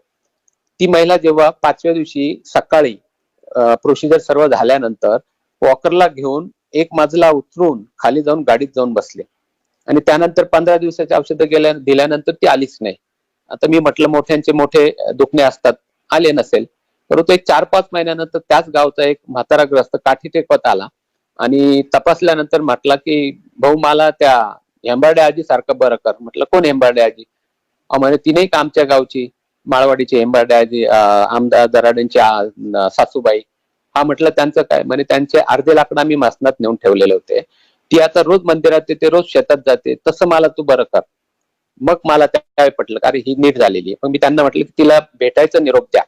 आणि बरोबर एक 7-8 दिवसानंतर ती आजी मला भेटायला आली. ज्यावेळी आली ती गाऊनवर होती, आणि ज्या नवीन आली त्यावेळी ती काष्टी पातळ घालून आली. मी तिला ओळखलंच नाही. आल्यानंतर म्हटलं आजी तुम्ही, तर ओळखलं नाही का तू? मी हेंबाडे आजी. म्हटलं तुम्ही आजी आलाच नाही परत. ती म्हणे मी तर बरी झाली, आता तुम्हाला बरं करून टाकलं, मला काहीच त्रास नाही. आजी म्हटलं तुमचे एवढे मणके गेलेले आहेत, आपल्याला पुढे औषध घ्यावं लागेल. ती म्हटली जेव्हा त्रास होईल तेव्हा बघू, मला काही त्रास नाही. आणि तिने येताना 18 आईस्क्रीमचे कप घेऊन आलेली होती ती, आणि सर्व स्टाफला, तिथे असलेल्या पेशंटला तिने ते वाटले आणि फक्त नमस्कार करून गेली. त्या गोष्टीला देखील आता 12-1 वर्ष होत आले. आजपर्यंत त्या म्हातारीला त्यानंतर परत कुठलाही त्रास झालेला नाही. मग अशा पेशंटचा इन्स्टिट्यूटमध्ये रिसर्च का व्हायला नको, की 6 दिवसामध्ये तिचं एवढं मल्टिपल डिजनरेशन कुठं गेलं, तिचं कॉम्प्रेशन कुठं गेलं आणि ती इतकी पटकन बरी कशी झाली. बऱ्याचदा पेशंट बरा झाल्यानंतर आपण जर म्हटलं की आपण MRI करू, तर पेशंट म्हणतो नाही मला बरं वाटतं नंतर बघू, कारण साहजिक 5-1 हजार खर्च करायला कोणी तयार होत नसतं. परंतु शिर्डी येथील एक वर्षा म्हणून एक मुलगी होती की जी सायनाथ हॉस्पिटलला क्लिनिकल जॉबला होती. तिला असंच लग्न तिचं ठरलेलं जानेवारीमध्ये, आणि ऑगस्ट महिन्यामध्ये गुरुवारची ओपीडी करून मी कोपरगावला आलो आणि ती त्या ठिकाणी आली. आल्यानंतर तिची आई म्हटली की सर हिचं लग्न जानेवारीत ठरलं आणि लग्नाला नाही म्हणताय, तर तुम्ही हिला समजाव. म्हटलं तिला विचारलं, ती सर हे बघा मला MRI रिपोर्ट दाखवले, मला 4थ्या-5व्या महिन्यात कॉम्प्रेशन आहे, ही नस इथे दाबलेली आहे आणि माझं कंबर खूप दुखतं, मी जर लग्न केलं तर सासू काही बोलली तर मी सहन करू शकणार नाही, त्यापेक्षा मी लग्नच करणार नाही. अगं म्हटलं तर लगेच बरं होईल. ती म्हणे मला हे कॉम्प्रेशन MRI मध्ये नीट झालेलं दिसलं तर मी लग्न करेल. म्हटलं काही प्रॉब्लेम नाही, होऊन जाईल. रुटीन प्रमाणे 5 दिवस ती ऍडमिट राहिली, तिचे पेन सगळे गेले. तिला म्हटलं आता लग्न, ती म्हणे नाही सर मला MRI मध्ये तुम्ही दाखवा, मला हे सिम्पटोमॅटिक रिलीफ नको. म्हटलं ठीक आहे बघू नंतरच्या नंतर. 3 महिने तिला मांसरस सिद्ध तिक्तक्षीर बस्ता आम्ही देत राहिलो, आणि 3 महिन्यानंतर तिला MRI तिथे संस्थांमध्ये असल्यामुळे फ्री होता. एका गुरुवारी मी शिर्डीवरनं आलो, बाहेर सिटी कॅमेऱ्यामध्ये ती वेटिंगला दिसली, हातात कॅमेरा. म्हटलं अरे हातात ते एक्सरे, म्हटले या आली घेऊन. आल्यानंतर MRI रिपोर्ट मी बघितले, त्यामध्ये जे कॉम्प्रेशन होते, ती जी बेंड त्या ठिकाणी नर्व बेंड झालेली होती, थिकल सॅक बेंड होती, ती टोटली स्ट्रेट होती. तिला म्हटलं तुझं कॉम्प्रेशन गेलं. ती हो सर मी तेच तुम्हाला दाखवायला आले. म्हणजे एव्हिडन्स त्या ठिकाणी असा होता की 3 महिन्याच्या तिक्तक्षीर बस्तीने, मांसरस बस्तीने त्या ठिकाणचं डिजनरेशन जातं, हे सायंटिफिकली फर्स्ट एव्हिडन्स त्या ठिकाणी मला मिळाला. आणि त्यानंतर मग आम्ही सांगायला लागलो की तुम्ही BMD करा, बोन मॅरो डेन्सिटी करा, तुमचं ऑस्टिओपोरोसिस तिक्तक्षीर बस्तीनं, मांसरस बस्तीनं जातच. त्यामुळे दी बेस्ट जॉईंट स्पाईनची प्रॅक्टिस तुम्ही करू शकता. तोच प्रकार एव्हियन मध्ये, त्याला आपण अवस्क्युलर नेक्रोसिस म्हणतो, यामध्ये देखील गॅरंटेड त्या ठिकाणचं डिजनरेशन, फिमर नेकचं जे डिजनरेशन झालेलं असतं ते त्याचं डिजनरेशन थांबतं. आता स्पॉन्डिलोसिसच्या ट्रीटमेंट मध्ये देखील मांसरस व्हेजिटेरियन नॉन व्हेजिटेरियन असेल तर मांसरस सिद्ध तिक्तक्षीर बस्ती 3 महिने आम्ही देतो, नसेल तर तिक्तक्षीर बस्ती देखील एक सुदर्शन चूर्ण, काडेचिरा चूर्ण, गुळवेल चूर्ण यांचं मिक्स केलेलं, 1 कप दूध 1 कप पाणी, त्यात 1 चमचा ते तिक्तक द्रव्य टाकायचं, मंद गॅस रोखून 1 कप दूध शिल्लक ठेवायचं, कोमट झाल्यावर गाळून त्याच्यामध्ये 2 चमचे महातिक्त घृत किंवा सहचर तेल, बद्धकोष्ठता असेल तर तेल देतो, 2 चमचे टाकून त्याचं बस्ती पेशंटला घरी घ्यायला देत असतो. त्याचं देखील आम्ही आता जेल तयार केलं, तिक्तक्षीर TKB जेल. 1 कप कोमट दुधात जेल 1 चमचा मिक्स करा, 2 चमचे तेल किंवा तूप टाका, बस्ती घरच्या घरी घ्या. तर त्याने त्याच्या जोडीला त्रयोदशांग गुळ, लाक्षाधिक गुळ, पेशंटला ऍसिडिटी नसेल तर आभा गुळ, कफ प्रकृती असेल तर गरज असेल तर सिंहनाथ गुळ, आणि बल्लयोग जर दिला आणि 3 महिने जर तिक्तक्षीर बस्ती केला तर 100% पेशंट बरा होतो. आमचा प्रोटोकॉल असतो की 5 दिवस पेशंटने सोमवारी ऍडमिट व्हायचं, सकाळी सस्नेह निरोबस्ती होईल, त्यानंतर स्नेहस्वेदन, त्यानंतर कटी बस्ती, त्यानंतर संध्याकाळी कटीलेपन, त्यानंतर संध्याकाळी परत स्नेहस्वेदन, आणि पहिल्या दिवशी सोमवारी 1 शिरोधारा. मंगळवारी त्या पेशंटला मसाजमुळे सवय नसते म्हणून थोडासा पेन्स वाढलेले असतात. बुधवारी परत सेम प्रोसिजर. बुधवारी पेशंटने कंपल्सरी हॉस्पिटलच्या पॅसेजमध्ये फिरणे, गुरुवारी शिर्डीला जाऊन नंबरने साईबाबाचं दर्शन घेणे, शुक्रवारी 5व्या दिवशी 2 किलोमीटर गाडीवर कोपरगावच्या खड्डेयुक्त रस्त्यावरनं चक्कर मारणे, आणि आल्यानंतर किती वेदना कुठे आहे, कशा प्रकारच्या आहेत बघून त्यानुसार अग्निकर्म आणि रक्तमोक्षण करणे. 80% पेशंट त्या ठिकाणी 5 दिवसात बरा झालेला असतो. आणि नंतरच्या 3 महिन्याच्या तिक्तक्षीर बस्तीने आणि त्याचे 5 दिवस त्याला आम्ही रेस्ट देतच नाही, नाहीतर 5 दिवस आराम केला आणि घरी गेल्यानंतर थोडं काम पडलं की दुखणार, असं होत नाही. इथे त्याला त्रास दिलेला असतो, त्यामुळे नंतर त्या कमी त्रासाने त्याला काहीच वाटत नाही आणि तो पूर्णपणे बरा होतो. सेम पॅटर्न एव्हियन मध्ये देखील आम्ही वापरतो, फक्त त्याच्यामध्ये त्रयोदशांच्या जोडीला लाक्षादी किंवा नागार्जुना रस, आणि व्हेजिटेरियन नॉन व्हेजिटेरियन असेल तर मांसरस सिद्ध तिक्तक्षीर बस्ती. सगळ्यात पहिली केस डॉक्टर संजय खर्डे प्राध्यापक आहेत कोल्हापूर कॉलेजला, 1 मिनिट उभे राहिले तरी कळ लागायची. बायलेटरल स्टेज 3 आणि स्टेज 4 असा तो एव्हीएन त्यांना होता. 3 महिने तिक्तक्षीर बस्ती घेतला, मांसरस सिद्ध तिक्तक्षीर बस्ती ही ट्रीटमेंट. आजही कुणाला नंबर पाहिजे असेल तर मी नंबर देतो. कोल्हापूरमध्ये ते ग्रस्त आहेत. सकाळी 8ला घरातनं जातात, रात्री 8:30ला घरी येतात. 12 तासामध्ये 10 तास त्यानंतर मी लेक्चर घेतो, उभा राहतो. पण मला आजपर्यंत कधी जाणवत नाही की मला इव्हेंट होता. तोपर्यंत आम्ही म्हणायचो की डिजनरेशन फक्त थांबतं, पण जे डॅमेज झालंय ते रिकव्हर होणार नाही. परंतु पुण्याचे एक डॉक्टर काशीद म्हणून आहे की ज्यांना बायलॅटरल एव्हीएन होता. 3 महिने सांगितल्याप्रमाणे मांसरस सिद्ध तिक्तक्षीर बस्ती घेतला. वंशन बस्ती त्या ठिकाणी आम्ही पेन साठी करायचो, तो केला. आणि 3 महिन्यानंतर त्यांनी MRI केला, तर त्यामध्ये रिपोर्टमध्ये 70% रिजनरेशन ऑफ फिमर नेक हा रिपोर्ट त्या ठिकाणी आला. म्हणजे डिजनरेशन तर थांबलंच, परंतु रिजनरेशन देखील त्यांच्यामध्ये म्हणजे नवीन बोन फॉर्मेशन देखील त्या ठिकाणी होतं, हे सायंटिफिकली त्या ठिकाणी प्रूव्ह झालं. म्हणजे अस्थिक्षय, मग तो स्पायनल व्हर्टिब्रल असो, फिमर नेकचा असो किंवा नी जॉईंटचा असो, तो या बस्तीने भरतो. नी जॉईंट ऑस्टिओआर्थरायटिसचे पेशंट बरेचदा येतात. अशामध्ये देखील मांसरस सिद्ध तिक्तक्षीर बस्ती किंवा तिक्तक्षीर बस्ती आणि डेली जानू बस्ती पेशंटला घरी करायला आम्ही देत असतो. बऱ्याचदा असं होतं की आपण पेशंट आला तिथे जानू बस्ती एक केला आणि त्याला रोज या म्हटलं की पेशंटला पॉसिबल नसतं. तो 9 जर 4-5 दिवस येतो, नंतर कंटाळा येतो, कारण खर्च होत असतो आणि त्याला तो रिझल्ट मिळत नाही. नातेवाईकांना घरी कसं करायचं समजून सांगा. महिनाभर घरी करतील, ज्यावेळी येतील तर त्यावेळेस ते 90% बरे झालेले असतात. येथील कानेगाव शुगर फॅक्टरीला सोमय्या, लीलाबेन सोमय्या म्हणून आहे, करीमसीबाई सोमय्यांची कन्या, जी आज 89 इयर्सची आहे. त्यांचं घाटकोपरला, सायनला खूप मोठे मोठे मल्टी स्पेशालिटी हॉस्पिटल्स आहेत. त्यांना ऑस्टिओआर्थरायटिस बायलॅटरल नी जॉईंटचा TKR सांगितलेला, नी जॉईंट रिप्लेसमेंट सांगितलेला, परंतु फक्त 15 दिवसाची चिकित्सा कोपरगावला झाली. आज त्या महिलेला जवळजवळ 6 महिने झाले, पण एकदाही ती महिला लंगडली नाही किंवा एकदाही त्या बाईला पेन्स कधी झाले नाही. आजही दर आठवड्याला तिचा फोन येत असतो आणि तुम्ही मुंबईला कधी येणार, मुंबईला कधी येणार म्हणून विचारत असते. मुंबईच्या सांडूच्या कॉन्फरन्सच्या वेळे गाडी घ्यायला आलेली, तिच्या घरी जेवायला गेलो तर 32 प्रकारचे डिश त्या बाईने मला खाऊ घातले. हे सर्व आपल्याला केव्हा मिळतं, जर आयुर्वेदाचे चमत्कार तुम्ही त्यांना दाखवले तर. म्हणून नी जॉईंट ऑस्टिओआर्थरायटिस असेल तर जानू बस्ती, तिक्तक्षीर बस्ती आणि अभ्यंतर अमृता गुगुळ वगैरे लक्षात गुगुळ द्या, पेशंट पटकन बरा होतो.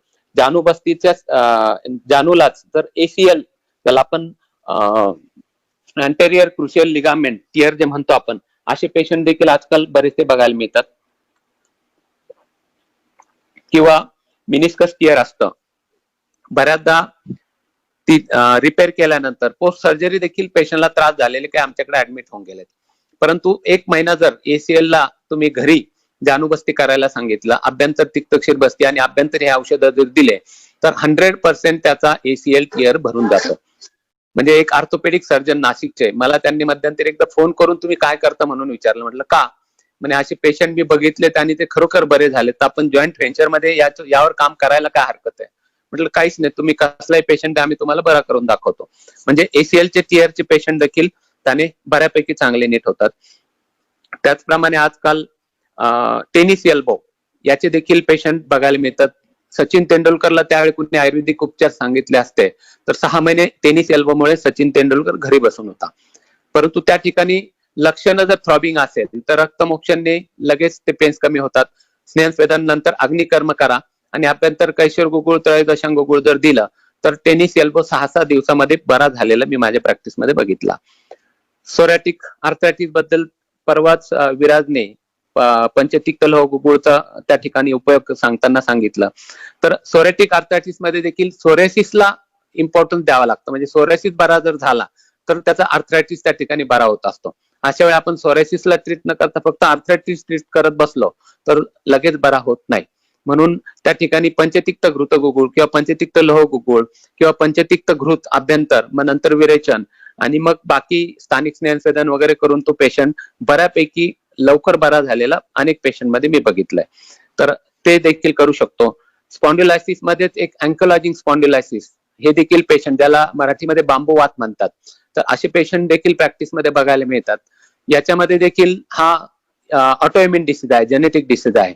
त्याच्यामध्ये देखील आपल्या वैद्यांमध्ये देखील बऱ्याचदा मतांतरे आढळून येतात. कुणी संतर्पणत व्याधी म्हणतं, कुणी अपतर्पणत म्हणतं, परंतु मी तो अपतर्पणत ठरवतो. कारण तिक्तक्षीर बस्तीनंतर अँकोलॉजिंगचे पेशंट बऱ्यापैकी बरे झालेले मी बरेच बघितलेत.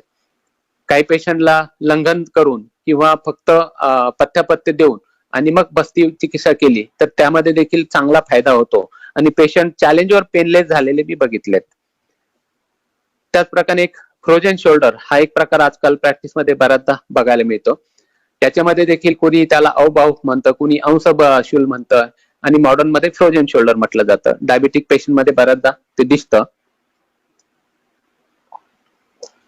त्या ठिकाणची अवस्था बघून जर ट्रीटमेंट केली तर पेशंट पटकन बरा होतो. बऱ्याच पेशंटला तुम्ही स्नेहस्वेदन आणि अंशबस्ती जर केला आणि त्यानंतर वेदना जर थ्रॉबिंग असेल, पल्सेटेल असेल तर रक्तमोक्षण क्युबायटल मधनं केलं तर 70-80% पेशंटचे पेन्स त्याच दिवशी गायब झालेले असतात. आणि पेशंटला दूरचं असेल, घरी अंशबस्ती कसा करायचा दाखवून देतो, घरी करतो. बऱ्याचदा त्या ठिकाणची क्लॅव्हिक्युलर मसल असेल किंवा ट्रॅपेजियसचे मसल असेल, सुप्रास्कॅप्युलर असेल किंवा शोल्डरचे डेल्टॉइडच्या ठिकाणची कुठे मसल इंजुरी असेल, टियर असेल तर त्या जाणूबस्तीने हिल झालेले पेशंट मी बघितलेत. त्यामुळे अंशबस्तीने हिल झालेले बघितले. तर अंशबस्ती पेशंटला घरी द्या. त्रयोदशांग गुगुळचं खूप चांगलं काम त्या ठिकाणी आहे. रक्तदृष्टीजन्य जर वेदना असेल तर त्या कैशोर गुगुळने देखील बऱ्यापैकी बऱ्या होतात. तेव्हा फ्रोजन शोल्डर देखील आयुर्वेदानं अतिशय चांगल्या प्रकारे तुम्ही ट्रीट करू शकतात. बऱ्याचदा एक मॅन्डिब्युलर जॉईंट पेन्स मध्यंतरी मी एकदा बघितलेत. म्हणजे काही काहींना ते हॅबिच्युअल असतं मॅन्डिबल डिसलोकेशन आणि त्या ठिकाणी मग पेन्स तयार होतात किंवा काही काहींना कडक खाल्लं तरी वेदना होतात, थोडं चावलं तरी वेदना होतात. तर स्थानिक स्नेहस्वेदना आम्ही त्या ठिकाणी तर्पणला, आपण नेत्र तर्पणला जो पात्र वापरतो तो आम्ही त्या ठिकाणी मॅन्डिबल जॉईंटच्या ठिकाणी ठेवून त्याला त्या ठिकाणी मॅन्डिबुलर बस्ती असं करून ट्रीट केलं. 2-3 बस्तीनंतर त्याला पूर्णतः रिलीफ मिळून गेला. परत त्यानंतर दुखलं नाही. एक दिवस थोडंसं दुखलं, त्या ठिकाणी थोडंसं अग्निकर्म केलं, लगेच त्याला बरं वाटलं. बऱ्याचदा नी जॉईंटच्या ठिकाणी आपण एक्सरे जर केला तर त्यामध्ये इफ्युजन डायग्नोस होतं. म्हणजे थोडक्यात इफ्युजन आहे म्हणजे इन्फ्लामेशन आहे. मग त्या ठिकाणी देखील रक्तमोक्षण जर तुम्ही केलं तर रक्तमोक्षणने त्या ठिकाणी लगेच फायदा झालेला दिसून येतं. अजय देवगणच्या आईला तोच प्रॉब्लेम होता आणि रक्तमोक्षणने ती त्यावेळेस लगेच बरी झाली होती.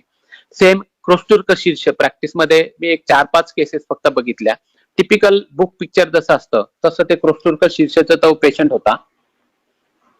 लक्षणं रक्तदृष्टीजन्य होते. सेम फॉर्म्युला वात रक्ताचा जो होता, गोक्षरादी गुगुळ, कैशोर गुगुळ, चोपचिन्ह काळा, तो पेशंट त्याची इन्शुरन्स होता, 5 दिवस ऍडमिट होता. दुसऱ्या-तिसऱ्या दिवशी पेशंटचे पेन्स गेले आणि त्यानंतर 5व्या दिवशी तर तो 100% ओके झाला आणि त्यानंतर आजपर्यंत परत त्या पेशंटला तो त्रास कधी झाला नाही. स्पायनल इंजुरी हे देखील वातव्याधीमध्ये आपल्याला कन्सिडर करावं लागेल. बऱ्याचदा पेशंटला स्पायनल इंजुरी, ऍक्सिडेंटल सर्वायकल किंवा लंबर लॅमिना फ्रॅक्चर होतो किंवा व्हर्टिब्रा फ्रॅक्चर होतो आणि स्पायनल इंजुरी झाल्यामुळे लंबरला असेल तर लोअर एक्स्ट्रीमिटी पॅरालाइज होतं, सर्वायकलला असेल तर क्वाड्रिप्लेजिया डेव्हलप होतो. तर अशा पेशंटमध्ये थोडासा पेशंट जर धरला तर त्याचं त्यांनी करण्या इतपत पेशंट नीट होत असलेले मी बघितलंय.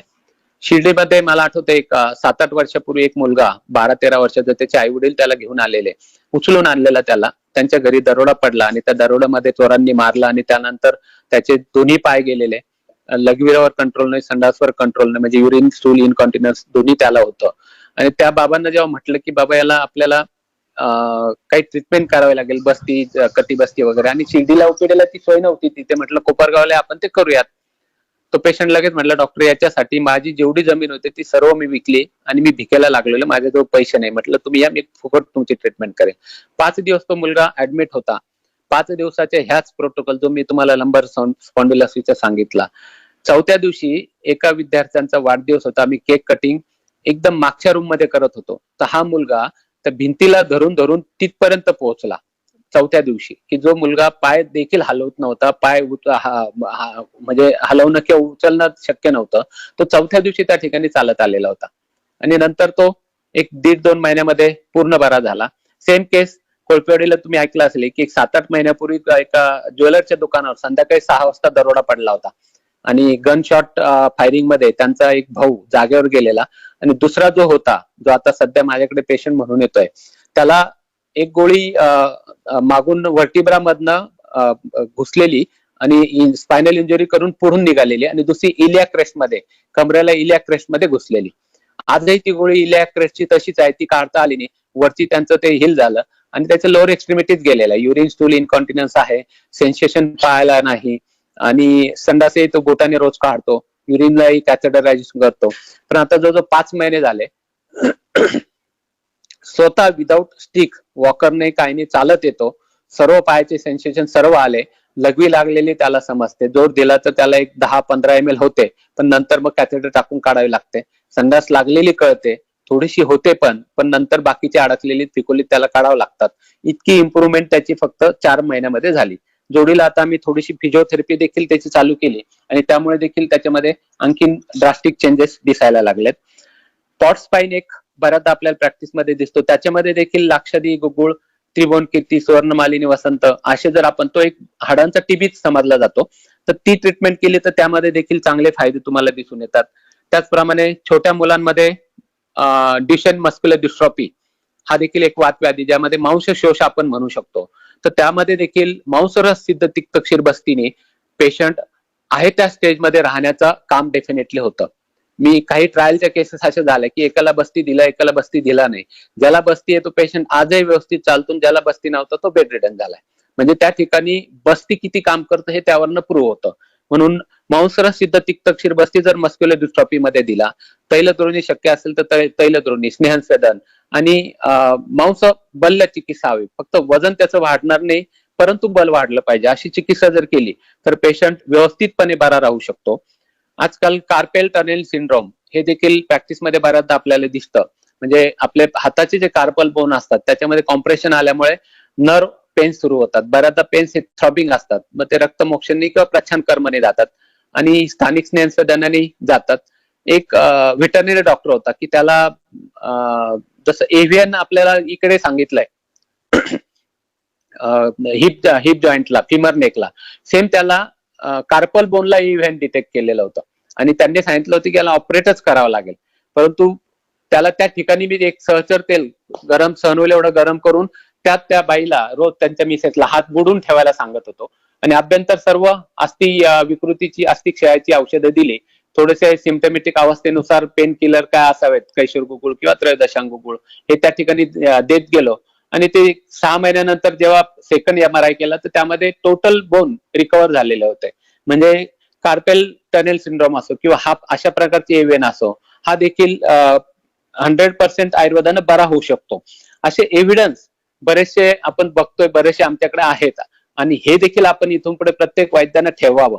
कारण आताचा जो कोविडचा पिरियड आहे, आयुर्वेदाची जी हेळसांड आजही होते, आजच्या दिवसापर्यंतही होते, त्याचं कारण केवळ मॉडर्न शास्त्र किंवा राज्यकर्ते हे आपल्यावर एव्हिडन्स नाही, एव्हिडन्स दाखवा, तुम्ही कोविड कधी बरा केला याचा एव्हिडन्स द्या आणि त्या जोरावर ते आपल्याला गप्प करताय. परंतु प्रत्येक वैद्यानं असे शेकडो एव्हिडन्स त्यांच्या तोंडावर जर फेकले इथून पुढे तर आपल्याला, मला नाही वाटत कधी कुणी आयुर्वेदाला रोखू शकेल. तर अशा प्रकारचे आजार किंवा अशा प्रकारचे वातदुष्टी याने डेफिनेटली कमी होते. पॅरालिसिस मध्ये देखील अतिशय सुंदर रिझल्ट, म्हणजे मी रुबी हॉस्पिटल, KM हॉस्पिटल मधनं उचलून आणलेले पेशंट 5व्या दिवशी स्वतःच्या पायानं घरी चालत जाताना बघितलेत. आता गेल्या एवढ्या 3-4 वर्षामध्ये पाण्याच्या प्रॉब्लेममुळे आम्ही IPD पॅरालिसिसची बंद केली, परंतु दी बेस्ट रिझल्ट म्हणजे पेशंट हाच प्रोटोकॉल ठेवला तर 5व्या दिवशी चालायलाच लागतो, चालतच जातो. इतके सुंदर रिझल्ट त्याचे मिळतात. आता यामध्ये आपले मित्र वैद्य अनिल दुबे काम करतायत, चॅरिटी करतायत त्यामध्ये, त्यामुळे मी बरंचसं काम, आता पॅरालिसिसचे पेशंट आले की मी त्याच्याकडे रेफर करतो, कारण हा ट्रेंड देखील आपल्यामध्ये आता येणं आवश्यक आहे. तुम्ही एखाद्या MBBS डॉक्टरला बघा, दात दुखला तो डेंटिस्ट कडे पाठवेल, कंबर दुखला ऑर्थोपेडिक कडे पाठवेल, तो म्हणत नाही मला येतं, तो त्या ठिकाणी देत नाही बसत. तेव्हा आपल्याकडे स्पेशालिटी जर तयार झाली आणि असे पेशंट त्या ठिकाणी, आता सतीश पाईल्स फिस्टुला करतो, मी कधी पाईल्स फिशरचा पेशंट आला, फिशर मी ट्रीट करतो, पाईलचा असेल, फिस्टुलाचा असेल, मी कधीच डोकं लावत नाही. मी सरळ लगेच सतीशकडे जा, शरद ठुबेकडे जा, श्रीरामपूरला आता कबड्डी पण आहे, असे त्यांचे जिथे जायचं तिथे नाव सांगायची, तुम्ही तिथे जा, मी तिथे डोकं लावत नाही. आणि असं जर प्रत्येकाने केलं तर प्रत्येकाला त्याचे रिटर्न्स मिळत जातील आणि एकमेका सहाय्य करू अवघे धरू सुपंत, असं जसं म्हटलंय त्याप्रमाणे त्याच्यामध्ये डेफिनेटली आपल्याला फायदा होऊ शकतो. त्याचप्रमाणे एक मल्टिपल स्क्लेरोसिस किंवा lower motor neuron disease LMD ज्याला आपण म्हणतो, हे देखील पेशंट आहे. यामध्ये देखील ऑटोइम्युन डिसीज मध्येच EMS मल्टिपल स्क्लेरोसिस मोडला जातो, डिमॅलिनेशन त्या ठिकाणी होतं. तर त्या ठिकाणी देखील मांसरस तक्षीर बस्ती, लोकल कटी बस्ती किंवा काय ज्या ठिकाणी असेल त्या ठिकाणी जर ट्रीटमेंट केली तर एक लॉंग टर्म मध्ये ट्रीटमेंट द्यावी लागते, पण त्याच्यामध्ये डेफिनेटली ब्रेक लागण्याचं काम होतं. इमिजिएट पेशंट बरा होईल चालेल असं होत नाही, परंतु पुढचं डिटोरेशन थांबतं. त्यामुळे गॅरंटी देताना पेशंटला डिटोरेशन आपण पहिलं थांबू आणि त्यानंतर मग त्याच्यामध्ये रिकव्हरीचे चान्सेस किती येते बघूयात हे सांगा आणि त्या पद्धतीने ट्रीटमेंट करत जा, पेशंटला घरी देत जा. डेफिनेटली त्यामध्ये चांगले आउटपुट दिसायला लागतात. आता गुगुळ, बरेचसे गुगुळ आपल्याला माहिती आहे, तर त्यात कोणता गुगुळ केव्हा वापरायचा आणि त्याच्यामध्ये देखील 2 ग्रुप आपल्याला करता येतील. एक संतर्पणोक्त, अपतर्पणोक्त. तर संतर्पणोक्त जेवढे वातव्याधी आहेत त्यामध्ये योगराज गुगुळ, महायोगराज गुगुळ, सिंहनाथ गुगुळ, आभा गुगुळ, त्रिफळा गुगुळ, मेदोहर गुगुळ, कांचनार गुगुळ, सप्तविशंती गुगुळ किंवा कुकुटनखी गुगुळ, हे गुगुळ आपण संतर्पणोक्त मध्ये वापरू शकतो. म्हणजे स्पेशली आमवात वगैरे जसे असेल किंवा आमाचा संबंध जिथे होतो तिथे.